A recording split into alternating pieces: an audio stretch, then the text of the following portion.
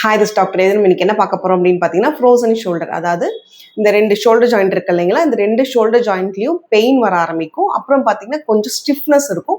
Next போக போக movement வந்து ரெஸ்ட்ரிக்ட் ஆகிற மாதிரி இருக்கும். அதாவது கை பார்த்தீங்கன்னா நார்மலாக இங்கே வலி வரும். அதுக்கப்புறம் பார்த்தீங்கன்னா கை வலி பரவுற மாதிரி இருக்கும். அதே பெயின் வந்து இன்னும் கொஞ்ச நாள் கழிச்சு என்ன ஆகும், அப்படி ஸ்டிஃபாக இருக்கும். கையை தூக்கக்குள்ளெல்லாம் அவங்களுக்கு கொஞ்சம் சிரமமாக இருக்க மாதிரி இருக்கும். அப்புறம் இன்னும் கொஞ்ச நாள் கழிச்சு பார்த்தீங்கன்னா கை மேலே பின்னாடி இப்படிலாம் வளைக்கவே முடியாது. அந்த மாதிரி எல்லாம் வந்து ரெஸ்ட்ரிக்ஷன் ஆக ஆரம்பிச்சிடும். ஸோ இதுதான் ஃப்ரோசன் ஷோல்டர்.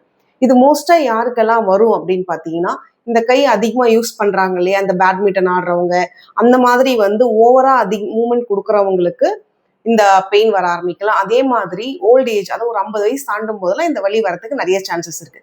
பட் மோஸ்ட்டாக நம்ம யாருக்கு பார்க்கலாம் பார்த்தீங்கன்னா, இந்த டயபெட்டிக் பேஷண்ட், சுகர் பேஷண்ட் இருக்காங்க இல்லையா, அவங்களுக்கு தான் இந்த ஃப்ரோசன் ஷோல்டர் நிறைய வரதுக்கு வாய்ப்பு இருக்கு. அதே மாதிரி ஏதாவது தவறி கீழே வந்து அடிபட்டாலோ அந்த மாதிரி கண்டிஷன்ல கூட இந்த ஃப்ரோசன் ஷோல்டர் வரதுக்கு நிறைய வாய்ப்பு இருக்கு. இந்த மாதிரி ஃப்ரோசன் ஷோல்டர் வருது அப்படின்னா, ஃபர்ஸ்ட் நீங்க ஸ்டார்டிங்லேயே வந்து பெயின் வரும்போது டாக்டரை போய் பார்த்துட்டீங்க அப்படின்னா, அவங்க ஃப்ரோசன் ஷோல்டர் தான் ரூல் அவுட் பண்ணிட்டாங்கன்னா அதுக்கான மெடிசனை வந்து நம்ம ஸ்டார்ட் பண்ணிட்டாலுமே போதும்.